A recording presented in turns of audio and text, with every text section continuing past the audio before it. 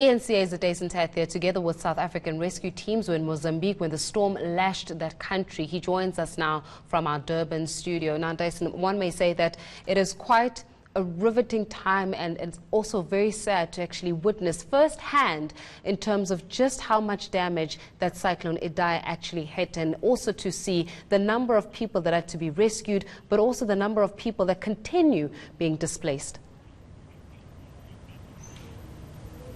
It's really, really painful. In fact, there's a feeling of helplessness that you experience when you're in that country, and especially when you see that there are all these really great efforts that are taking place and all of these teams that are there to perform these rescues. But at the same time, you also know that for every 10 people that's saved, there are possibly 100 people that won't be saved. And that was something that we were experiencing during the time that we spent in that country.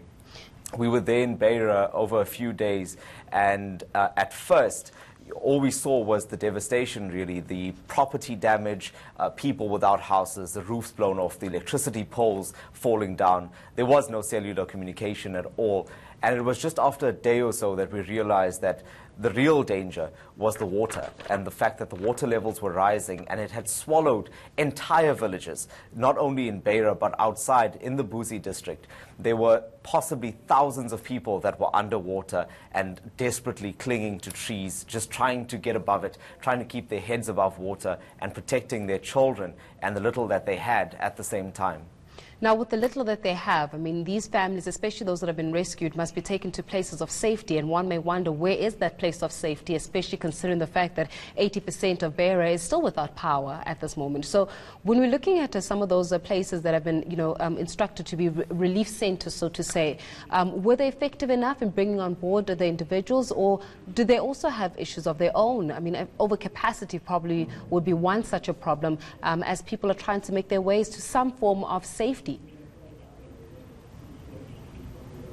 Resources were certainly a problem, and it seems like you could just never have enough. You could never have enough hands, you could never have enough aid, food, water. It's because, like I said a little while ago, that for every few that are saved and treated, it seems like there are so many others that still need that kind of help. So initially, the rescuers focused on picking those people up that were in immediate danger, those people that were at the highest risk of drowning.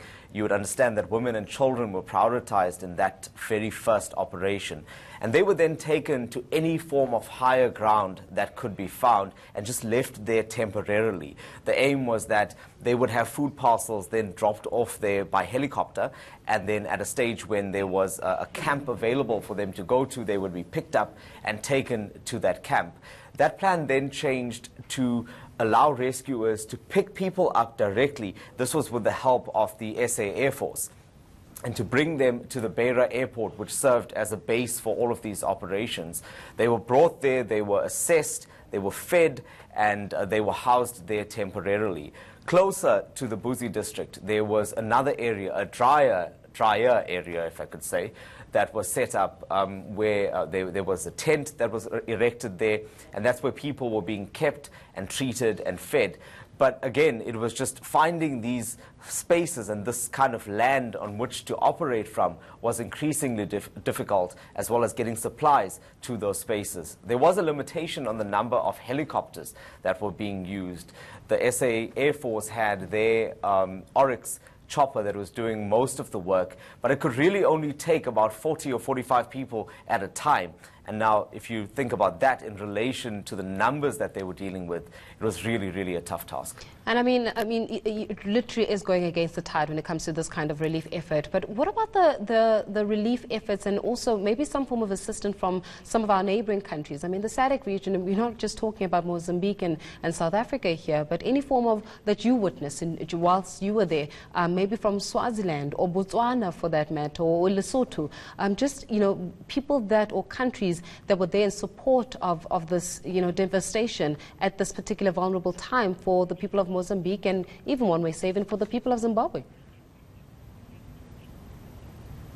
Well, it was certainly hard to keep track of exactly who were there. Obviously, the big players in this case was the Red Cross. The UN was there. From South Africa, we had Rescue SA, as well as the Gift of the Givers. But In the past few days, just before we left, I can certainly tell you that there were just a number of people that had descended on the Beira airport, and it was chaotic, just watching all of this unfold in front of us. And you know, it's easy to miss certain agencies that were also playing an integral role in this, because at the end of the day, it really was just a collective effort, and everyone in any small way made some kind of difference to what was going on, whether it was those people that remained behind at the airport just doing planning, whether it was the Mozambican Disaster Management Institute, which was also spearheading this.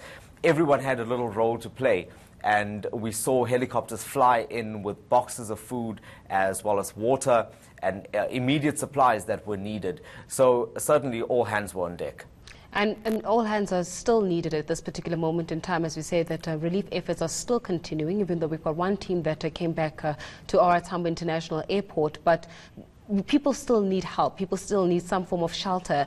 From what you've witnessed, how do South Africans get on board? Are you saying that the little bit helps and the little bit actually does count? So from what you've witnessed, from the rescue efforts, from seeing the total disaster, of this devastation and the cyclone, how do we help? What must we come to the table with, and how do we get to that table?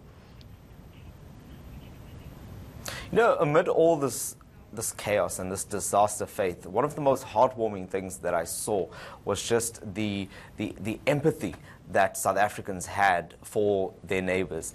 And I saw that on social media. I saw it in the rescue team that I was following during this journey. And people had that question of, how do I help?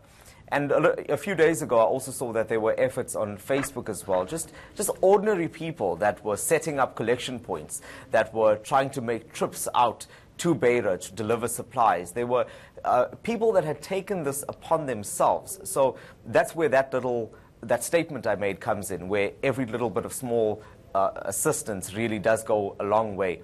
And that's been happening. In fact, I also got word from the ground saying that normal people had gotten together and tried to get out to Beira. So there certainly has been efforts that have been taking place in South Africa, and one only hopes that all of the food and blankets and other supplies that they had collected have now finally made their way out to that city. Dasen, thank you so much for joining us this evening, really shedding some light in terms of that experience in Beira as he was with the relief efforts and, just assisting individuals and just witnessing, some of those relief efforts and people being rescued during that huge cyclone Idai. While we